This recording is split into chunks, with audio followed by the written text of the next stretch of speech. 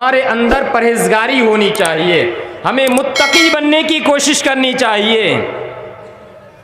तकवा जब तक पैदा नहीं होगा हमारी जिंदगी भी खुशगवार नहीं, जीवन भी सुखमय जीवन नहीं हो सकता। और देखिए, जब हम तकवा इख्तियार करेंगे, जब मुत्तकी बनेंगे, परहेजगारी अपने अंदर पैदा करेंगे, तो फायदा क्या होगा? खुद अल्लाह तबारक व तआला का बयान है। दलील सूरत तलाक, सूरह नंबर 65 65 आयत नंबर 2 और 3 का टुकड़ा। अगरचे ये आयत तलाक के ताल्लुक से हैं, लेकिन हम आयत का माना आम तौर पर भी उसका माना ले सकते हैं, जनरल मीनिंग भी हम ले सकते हैं। अल्लाह ताला ने क्या फरमाया?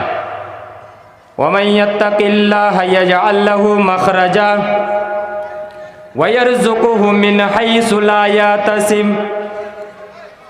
ऐ लोगों सुनो, वमन यत्तकिल्लाह, जो शख्स अल्लाह तबारक व तआला का तकवा पैदा करता है, जो शख्स अल्लाह तबारक व तआला की परहेजगारी पैदा करती है, जो शख्स अल्लाह तबारक व तआला का डर पैदा कर लेता है, अल्लाह का खौफ अपने दिल के अंदर दाखिल कर लेता है, वमन यत्तकिल्लाह यजअल लहू मखरजा, अल्लाह तबारक व तआला परेशानी के हालात में, मुश्किलात के हालात में, प्रॉब्लम की सिचुएशन में यजअल लहू मखरजा, अल्लाह तबारक व तआला उसके लिए रास्ता को आसान कर देता है, उसके लिए रास्ता को निकाल देता है। सिर्फ इतना ही नहीं, वमन यरज़ुकुहु मिन हैसु ला यहतसिब, और अल्लाह तबारक व तआला उस आदमी को इस तरीके से रोजी देता है, रिज़्क देता है, ला यहतसिब, वो गुमान भी नहीं कर पाता है, वो समझ भी नहीं पाता है कैसे अल्लाह तबारक व तआला ने मुझे रोजी दे दिया, कैसे अल्लाह तबारक व तआला ने मुझे नेमतों से नवाज दिया, कैसे अल्लाह तबारक व तआला ने मुझे मालो दौलत से नवाज दिया, कैसे अल्लाह तबारक व तआला ने मेरी परेशानियों के हालात में रास्ता को निकाल दिया, सोल्यूशन निकाल दिया। ये वो आदमी समझ भी नहीं पाता है। वमन यत्तकिल्लाह, जो भी अल्लाह तबारक व तआला का डर पैदा कर लेगा, यजअल लहू मखरजा, अल्लाह तबारक व तआला उसके लिए रास्ता को आसान कर देता है, वयरज़ुकुहु मिन हैसु ला यहतसिब, और इस तरीके से रोजी देता है कि वह आदमी सोच भी नहीं पाता है। जैसे एक मिसाल के तौर पर एक परिंदा सुबह के वक्त में खाली पेट निकलता है, उड़ता हुआ गगन में और आकाश में उड़ता रहता है, लेकिन उसे पता नहीं रहता है मेरी रोजी कहाँ है, मेरा रिस्क का इंतजाम कहाँ है, लेकिन उसे खाना मिल जाता है, उसे रोजी मिल जाती है, उसे रिस्क मिल जाता है। भरा पेट वो अपना पेट भर करके शाम को अपने घोंसले में वापस आ जाता है। उसी तरह से एक आदमी जब अपने दिल के अंदर अल्लाह का खौफ दाखिल कर लेगा, अल्लाह का डर पैदा कर लेगा, अल्लाह का तकवा पैदा कर लेगा, अल्लाह तबारक व तआला ऐसी रोजी का इंतजाम कर देगा, वह आदमी टेर भी नहीं पाएगा, उस आदमी को वह गुमान भी नहीं होगा, पता ही नहीं चलेगा कि अल्लाह तबारक व तआला ने कैसे मुझे रोजी दे दिया, अल्लाह तबारक व तआला ने कैसे मेरी रोजी का इंतजाम कर दिया, ये उसे पता भी नहीं चलेगा। उसका कॉन्सेप्ट में वहमो गुमान में आएगा ही नहीं, कैसे मुझे रोजी मिल गई। ये कब होगा? जब हम अपने दिल के अंदर तकवा पैदा करेंगे, परहेजगारी पैदा करेंगे। तकवा क्या है? गुनाह का काम करने जा रहे हैं, दिल के अंदर एक खटक सी पैदा हो गई, दिल के अंदर एक डर पैदा हो गया, ये गुनाह का काम है, अल्लाह मुझे देख रहा है, कोई देखे या नहीं देखे, अल्लाह देख रहा है। डर पैदा हो गया, दहशत पैदा हो गई, खौफ पैदा हो गया, अपने आप को उस गुनाह के काम से रोक लिया, हराम कमाई से रोक लिया, सूदी कारोबार से रोक लिया, जिना से रोक लिया, बेपर्दा होने से रोक लिया, नमाज को छोड़ने से अपने आप को रोक लिया। इसका मतलब है तकवा। हर हाल में, हर सिचुएशन में, हर परिस्थिति में अल्लाह तबारक व तआला का डर, अल्लाह तबारक व तआला का खौफ हमारे दिल के अंदर होना चाहिए, तकवा। और क्या फ़ायदा होगा? तकवा अगर हम अपने अंदर पैदा करें तो क्या फ़ायदा होगा? सूरह आराफ सूरह नंबर 7 आयत नंबर 96 आप उठा करके देखें। वलौ अन्ना अहलल कुरा आमनु वत्तकौ लफतहना अलैहिम बरकातिम मिनस समाई वल अर्ज़। वलौ अन्ना अहलल कुरा आमनु, ये अल्लाह तबारक व तआला का बयान है, किसी इंसान का बयान नहीं, ये मेरा बयान नहीं, ये मेरे उस्ताद मोहतरम का बयान नहीं, ये किसी इंसान का बयान नहीं, किसी इंसान का कलाम नहीं कि उसमें शक हो। अल्लाह तबारक व तआला का इरशाद है, वलौ अन्ना अहलल कुरा आमनु, अगर ये बस्ती वाले, अगर ये गांव वाले ईमान ले आए, वत्तकौ, अपने दिल के अंदर तकवा पैदा कर लें। दो चीज़, ईमान और तकवा। अगर ये गांव वाले, ये बस्ती वाले ईमान ले आए और तकवा भी पैदा कर लें, फायदा क्या होगा? आगे अल्लाह तबारक व तआला का बयान है, लफतहना अलैहिम बरकातिम मिनस समाई वल अर्ज़, हम उनके ऊपर बरकतों के दरवाजे खोल देंगे, आसमान की बरकतों के दरवाजे, ज़मीन की बरकतों के दरवाजे खोल देंगे। यानी आसमान से बारिश नाजिल किया जाएगा, ज़मीन से पैदावार होगी, ज़मीन से पैदावार और गल्ले और अनाज उगेंगे, ये उनके लिए इंतज़ाम किया जाएगा। तकवा का ये फायदा है।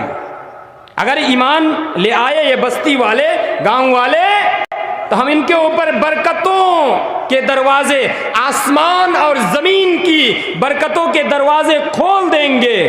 अब बरकतें आने से कोई रोक नहीं सकता, कोई बाधा नहीं दे सकता, अल्लाह तबारक व तआला का बयान है। लेकिन ये कब होगा? जब हम अपने दिल के अंदर तकवा पैदा करेंगे। और इसका बरअक्स उल्टा काम करेंगे, भूकंप आएगा, जलजला आएगा, झिझोड़ दिया जाएगा पूरी जमीन को।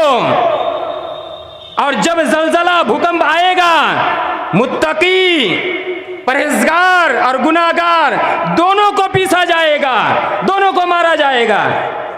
तब फर्क और तमीज नहीं की जाएगी। अरे ईमान ले आए, तकवा पैदा कर लिए, आसमान और ज़मीन की बरकतों के दरवाजे खोल दिए जाएंगे, अल्लाह ताला खोल देगा। ये तकवा का फ़ायदा है। तकवा अगर हम अपने दिल के अंदर पैदा कर लें तो ये फ़ायदा हमें मिलेगा मेरे भाई और दोस्तों। लेकिन इसका उल्टा हम क्या करते हैं? कदम कदम पर गलती करते हैं। चलते फिरते, उठते बैठते, सोते जागते, खाते पीते, हमसे गलतियां होती, हम गलती करते हैं, खता करते हैं, जुर्म करते हैं, अपराध करते हैं। ज़रा आप याद कीजिए हमारी हालत क्या होगी, हमारा अंजाम क्या होगा, हमारा परिणाम क्या होगा।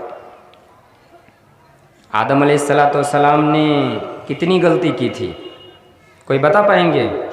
बोलिए, आप लोग बोलेंगे तो मैं समझ पाऊंगा कि मेरी बातें आप समझ पा रहे हैं। आदम अलैहिस्सलाम ने कितनी गलती की थी? एक गलती, और एक गलती की वजह से जन्नत की नेमतों से उनको महरूम होना पड़ा, वंचित होना पड़ा, एक गलती की वजह से। और आज हम गलती पर गलती, गलती पर गलती। मैंने बहुत सारी जगह एक बात कही है कि आज हमें नौजवानों को सिखाया जा रहा है कि यही उम्र है तू कर ले गलती से मिस्टेक, ये सिखाया जा रहा है ना गाना के जरिए से। और आदम अलैहिस्सलाम ने एक गलती की, एक मिस्टेक, एक गलती करने की वजह से जन्नत की नेमतों से महरूम होना पड़ा, जन्नत से निकाला गया एक गलती की वजह से। हम तो गलती पर गलती, अपराध पर अपराध, जुर्म पर जुर्म, गुनाह पर गुनाह, पाप पर पाप करते हैं। हमारा अंजाम क्या होगा, हमारा परिणाम क्या होगा? आपने कभी सोचा? हमने कभी सोचा? सूरह बकरा सूरह नंबर 2 आयत नंबर 35 और 36 उठा करके देखिए। आदम अलैहिस्सलाम से कितनी गलती हुई थी? एक गलती। वकुल्ना या आदम उस्कुन अंत व ज़ौजुकल जन्नह वकुला मिनहा रगदन हैसु शितुमा। वला तक़रबा हादिही शजरा फतकूना मिनज़्ज़ालिमीन।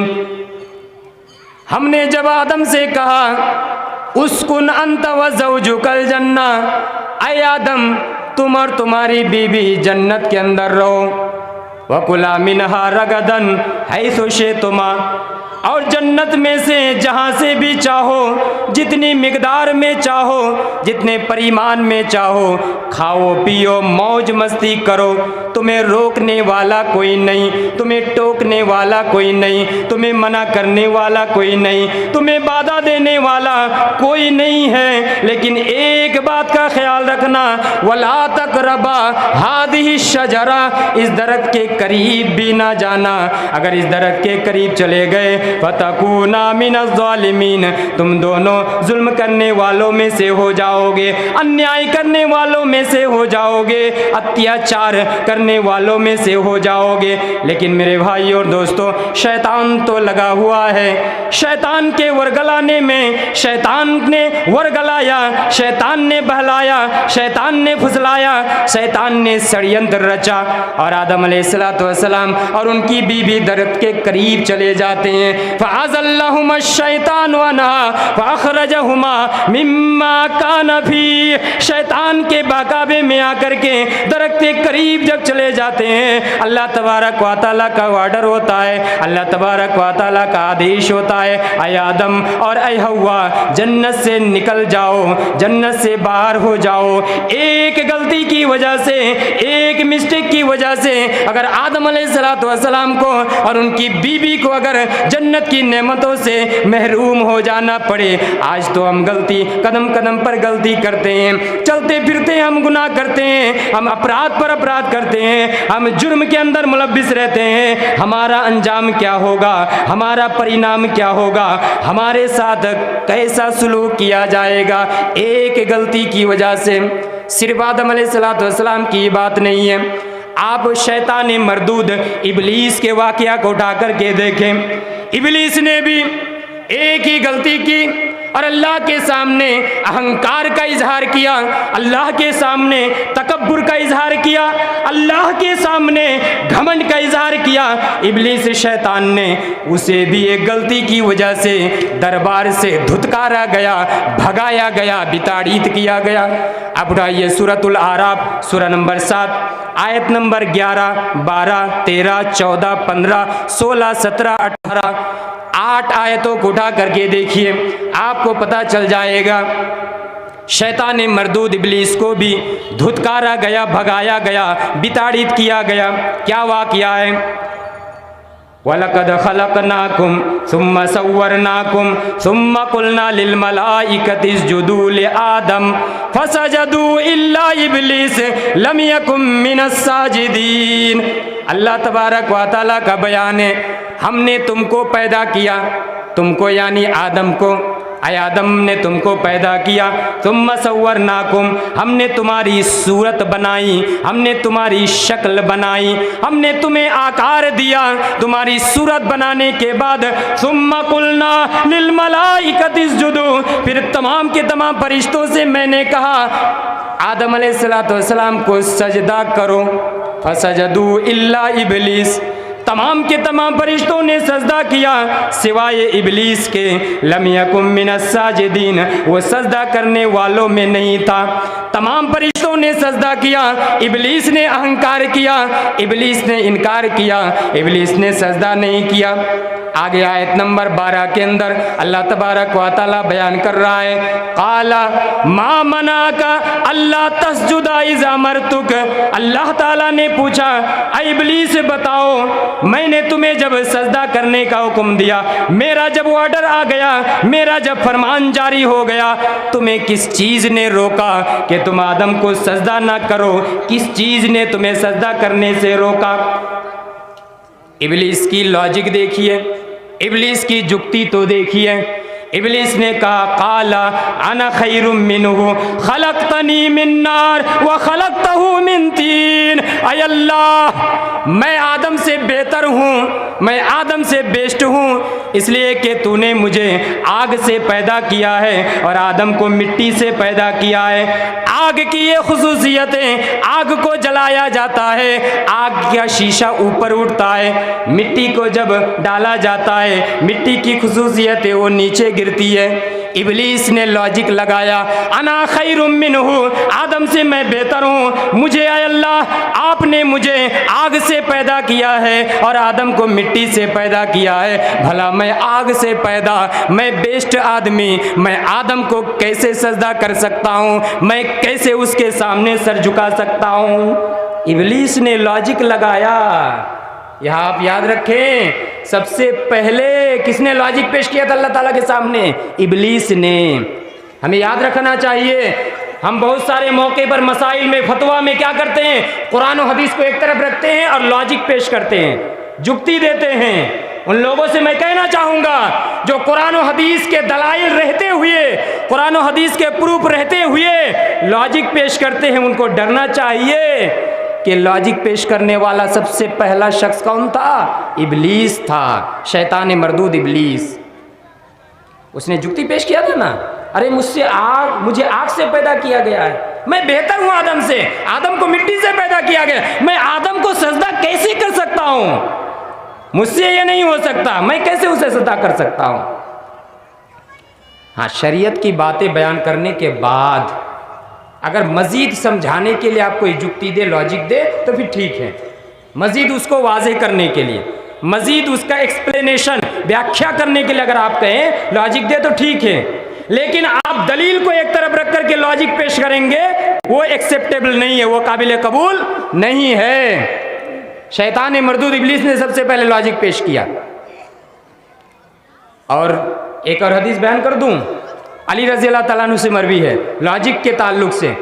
अगर लॉजिक और जुक्ति के ऊपर अगर हमारी शरीयत होती तो अली रज़ी अल्लाह तआला ने क्या कहा, लौ कान दीनु बिर्राई लकान अस्फलुल खुफ़्फ़ि औला मिन आलाहु वक़द राइतु रसूलुल्लाह सल्लल्लाहु अलैहि वसल्लम यमसहु अला ज़ाहिरि खुफ़्फ़ैहि। अबू दाऊद वगैरह के अंदर यह हदीस आई है।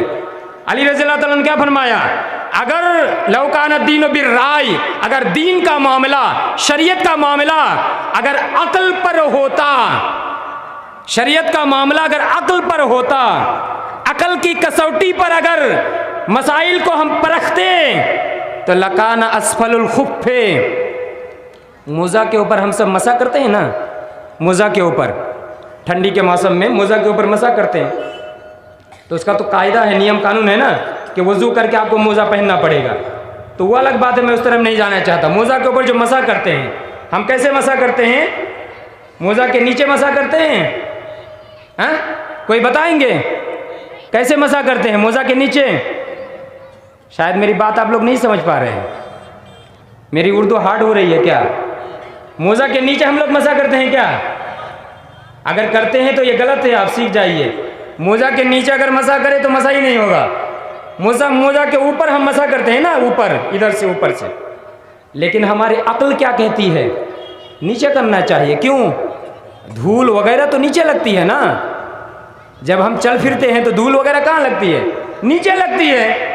तो अक्ल तो ये कहती है कि मोज़ा के नीचे मसा करना चाहिए, लेकिन अली रज़ी अल्लाह तआला अन्हु कहते हैं लौकान दीनो बिर्राई, अगर दीन का मामला अक्ल पर होता तो लकान अस्फलुल खुफ़्फ़े, मोज़ा का निचला हिस्सा औला मिन आलाहु, ये बेहतर होता मसा करने के एतबार से, मिन आलाहु उसके ऊपरी हिस्सा से। अक्ल तो ये कहती है कि ऊपर मसा ना करके नीचे किया जाए, लेकिन मैंने चूंकि वक़द रअयतु रसूलुल्लाह सल्लल्लाहु अलैहि वसल्लम यमसहु अला ज़ाहिरि खुफ़्फ़ैहि, मैंने अपनी आँखों से देखा है रसूलुल्लाह सल्लल्लाहु अलैहि वसल्लम को मोज़ा के ऊपर मसा करते हुए, इसलिए अक्ल को गोली मारो, नबी की बात को मानो। जब हदीस आ जाए तो लॉजिक और जुक्ति की कोई कीमत नहीं है, कोई वैल्यू नहीं है, कोई वैल्यूएशन है ही नहीं। जब दलील आ जाए, यह अलग बात है कि हमारी शरीयत लॉजिकल शरीयत है, लेकिन हम ना समझ पाए तो यह अलग बात है। हम अपनी तरफ से लॉजिक देने की कोशिश करें, यह सही नहीं है। बयान करने का मकसद यह है कि शरीयत के मामले में कुरान और हदीस के रहते हुए हमें लॉजिक पेश नहीं करना चाहिए, अरे ऐसा होना चाहिए, वैसा होना चाहिए, ऐसा है वैसा है। जिस मामले में भी हो, जिस मसला में भी हो, कुरान और हदीस की दलील है, दलील को हमें मानना चाहिए। तो सबसे पहले किसने लॉजिक पेश किया था? शैतान मरदूद इब्लीस ने। इब्लीस ने कहा अना खैरुम मिन्हु खलक़तनी मिन नारिन व खलक़तहु मिन तीन, ऐ अल्लाह मैं उससे बेहतर हूँ, तूने मुझे आग से पैदा किया है और आदम को मिट्टी से पैदा किया है, मैं आदम को कैसे सजदा कर सकता हूँ? लेकिन ये अल्लाह ताला का ऑर्डर था, अल्लाह ताला का आदेश था।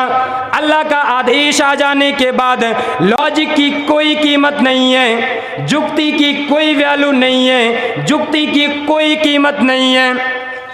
अल्लाह ताला ने फिर कहा काला फहबित मिनहा, ऐ शैतान मरदूद इब्लीस, इस आसमान से निकल जा, फहबित मिना, इससे उतर जा। क्यों उतर जा? फमा यकूनु लका अन ततकब्बर फीहा, तुम्हें ये हक ही नहीं है कि तुम मेरे सामने आकर के तकब्बुर का इजहार करे। मैं अल्लाह रब्बुल आलमीन हूँ, मैं अल्लाह खालिक हूँ, मैं सृष्टि करता हूँ, सारे जहान का मालिक, सारे जहान का रब, सारे जहान का पैदा करने वाला मैं हूँ। मैंने तुम्हें हुक्म दिया, मैंने तुम्हें आदेश दिया, तुम मेरे सामने तकब्बुर कर रहे हो, मेरे सामने अहंकार का इजहार कर रहे हो, तुम्हें ये हक कहां से मिल गया मेरे सामने आकर के तुम तकब्बुर का इजहार करो, घमंड का इजहार करो। फमा यकूनु लका अन ततकब्बर फीहा, तुम्हें कोई हक नहीं है कि तुम यहाँ आकर के अहंकार का इजहार करो। उखरुज फइन्नका मिनस सागिरीन, यहाँ से निकल जाओ, बल्कि तुम क्या हो? धुतकारे गए हुए हो, जिल्लत और रुसवाई के अंदर दाखिल हो गए हो। अल्लाह ताला ने धुतकार दिया, शैतान रजीम, शैतान मरदूद इब्लीस को निकाल बाहर कर दिया। इब्लीस ने जब देखा अल्लाह ने मुझे तो भगा दिया, अल्लाह ने मुझे धुतकार दिया, अल्लाह ने जब मुझे धुतकार दिया तो मेरी मुकद्दर तो जहन्नम हो गई, मुझे तो जहन्नम में ही जाना पड़ेगा। अब ये शैतान सोचने लगा हम तो डूबे हैं सनम, तुझे लेकर ही डूबेंगे। अब शैतान भी ये सोचने लगा मैं तो जहन्नम में जाऊंगा ही जाऊंगा, अब मैं आदम की औलाद को भी जहन्नम में लेकर के जाऊंगा। अब शैतान रजीम कहने लगा अय अल्लाह अंदिरनी इला यौम युबासून, अय अल्लाह मुझे क़यामत के दिन तक मोहलत दे दे, रुख्सत दे दे, छूट दे दे। अल्लाह ताला ने भी कह दिया जाओ, तुम्हें छूट दे दिया गया, तुम्हें रुख्सत दे दी गई। काला इन्नका मिनल मुंजरीन, तुम्हें रुख्सत दे दी गई, तुम्हें छूट दे दी गई, क़यामत तक तुम्हें मोहलत दे दी गई। अब ये शैतान कहने लगा फबिमा अगवैतनी लाकुवदन्न लहुम सिरातकल मुस्तकीम, अय अल्लाह तूने मुझे गुमराह कर दिया, तूने मुझे धुतकार दिया, तूने मुझे अपने दरबार से भगा दिया, इस वजह से मैं तुम्हारे बंदे के सामने, आदम की औलाद के सामने, उनके सिराते मुस्तकीम पर, सीधे रास्ते पर मैं बैठूंगा और बैठ करके उनको वरगलाने की कोशिश करूंगा, उनको पथभ्रष्ट करने की कोशिश करूंगा, मैं उन्हें गुमराह करूंगा। और कैसे गुमराह करूंगा? आगे शैतान ने कहा सुम्मा लआतियन्नहुम मिन बैन अयदीहिम व मिन खल्फिहिम व अन अयमानिहिम व अन शमाइलिहिम वला तजिदा अक्सरन नासी शाकिरीन। अय अल्लाह मैं आदम की औलाद के सामने भी बैठूंगा, पीछे भी बैठूंगा, दाएं भी बैठूंगा, बाएं भी बैठूंगा, मेरी ये ताकतें, आगे भी मैं जाकर के गुमराह करूंगा, पीछे भी जाकर के गुमराह करूंगा, दाएं भी जाकर के गुमराह करूंगा, बाएं भी जाकर के गुमराह करूंगा। और अय अल्लाह तू अपने बंदों में से अक्सर लोगों को पाएगा कि वो तुम्हारा शुक्रिया अदा नहीं करेगा। अल्लाह ने भी चैलेंज छोड़ दिया, अल्लाह ने भी कह दिया ठीक है शैतान तुम भी सुन लो, तुम गुमराह करना चाहते हो, तुम तुम पद भ्रष्ट करना चाहते हो, ठीक है तुम भी पद भ्रष्ट करो। काला उखरुज मज़ऊमम मदहूरा, तुम जिल्लतो खार हो करके, जलीलो खार हो करके यहाँ से निकल जाओ, यहाँ से बाहर हो जाओ। और एक बात का ख्याल रखना, लमन तबिअका मिनहुम लअमला अन्न जहन्नमा मिनकुम अजमईन, तुम्हारी जो इत्तिबा करेगा, तुम्हें जो फॉलो करेगा, तुम्हारे जो फॉलोअर्स बनेंगे, उन तमाम के तमाम लोगों को और तुमको पकड़ करके मैं जहन्नम को भी भर दूंगा, जहन्नम को मैं पूरा कर दूंगा। तुम्हें और तुम्हारे फॉलोअर्स और तुम्हारे मुत्तबिईन, तुम्हारे रास्ते पर चलने वाले तमाम के तमाम लोगों को पकड़ करके मैं जहन्नम को भरूंगा, जहन्नम का उद्घाटन करूंगा तुम्हारे और तुम्हारे फॉलोअर्स के ज़रिए से। लेकिन जो मेरा बंदा होगा, मुझे याद करने वाला होगा, वो जन्नत में जाएगा। पता क्या चला? सूरह आराफ सूरह नंबर 7 आयत नंबर 11 से लेकर 18, 8 आयत, इन आयतों से पता क्या चला कि इब्लीस मरदूद, अल्लाह के सामने लॉजिक पेश किया, अल्लाह के सामने जुक्ति पेश किया और अहंकार का इजहार किया, तकब्बुर का इजहार किया, घमंड ने उसे चूर चूर कर दिया, उसे धुतकारा गया, निकाल बाहर किया गया। आज हम भी अगर गलती पर गलती करें तो हमारा अंजाम क्या होगा? और आपने कभी सोचा है इब्लीस ने कितनी गलती की थी? एक सजदा से इनकार किया था, एक सजदा। आदम को सजदा करने के लिए कहा गया था, एक सजदा से इनकार करने का अंजाम अगर दरबार से धुतकारा जाए, दरबार से निकाल बाहर किया जाए, एक सजदा को इनकार करने की वजह से, हम न जाने कितने सजदों का इनकार कर रहे हैं, न जाने कितने सजदों को हमने छोड़ दिया, नमाज ना पढ़ करके, सलात का एहतमाम ना करके हमने कितने सजदों को छोड़ दिया। हमारी हालत क्या होगी? हमारा अंजाम क्या होगा? हमारा परिणाम क्या होगा? हमने कभी सोचा? सिर्फ जलसा जुलूस ही कराते रहेंगे या अमल भी करेंगे? मेरा सबसे ज़्यादा प्रोग्राम मौजमपुर इलाके में हुआ, सबसे ज़्यादा। इतने जलसे जुलूस यहाँ हो रहे हैं, लेकिन जलसे जुलूस करने के साथ साथ अमल भी करना पड़ेगा, अमल के मैदान में भी उतरना पड़ेगा, तब जाकर के फ़ायदा होगा। मेरे भाई और दोस्तों, माँ और बहनों, सिर्फ तकरीर सुन कर के फ़ायदा नहीं होगा, अमल के मैदान में उतरना पड़ेगा। तो एक गलती, एक सजदा को इनकार करने की वजह से अगर दरबार से निकाल बाहर किया जाए, हमने न जाने सैकड़ों सजदे का इनकार किया, सैकड़ों सजदों को छोड़ दिया। इनकार तो नहीं, बहुत सारे लोग कहते हैं हाँ, जब कहा जाता है नमाज पढ़िए, हाँ मौलवी साहब पढ़ेंगे, अभी तो वक्त क्या हुआ है? अभी तो जवानी की दहलीज में अभी नया नया कदम रखे हैं, थोड़ी सी जवानी का मज़ा लेने दीजिए, उसके बाद देखा जाएगा नमाज वगैरह। जब बुढ़ापा आ जाएगा तब मस्जिद जाकर के पकड़ लेंगे, मस्जिद ही में बैठे रहेंगे। नहीं, आप गारंटी दे सकते हैं कब किसके साथ क्या हो जाए। नौजवान आदमियों को मरते हुए देखा, बूढ़े आदमियों को मरते हुए देखा, छोटे बच्चे को मरते हुए देखा, अचानक इंसान की वफात होते हुए देखा। इसलिए किसी की कोई गारंटी नहीं है। इसलिए ये जो जुक्ति पेश करते हैं ना, अभी नौजवान है, अभी नया नया नौजवान हुए हैं, अभी थोड़ा सा मस्ती वगैरह कर ले, फिर देखा जाएगा बाद में। नहीं मेरे भाइयों दोस्तों, अपने अंदर तब्दीली, अपने अंदर परिवर्तन, अपने अंदर चेंजिंग लाइए और अल्लाह ताला से दुआ कीजिए। ये भूकंप, ये जलजला, ये झंझोड़ना, अल्लाह ताला इन तमाम चीज़ों से हमें महफूज रखे, सुरक्षित रखे। कब सुरक्षित रखेंगे? जब हम अल्लाह को याद करेंगे, अल्लाह का तक़वा अपने अंदर पैदा करेंगे। तो तीसरा उसूल क्या है? तक़वा। खुशगवार ज़िंदगी के रहनुमा उसूल में से तीसरा उसूल क्या है? तक़वा।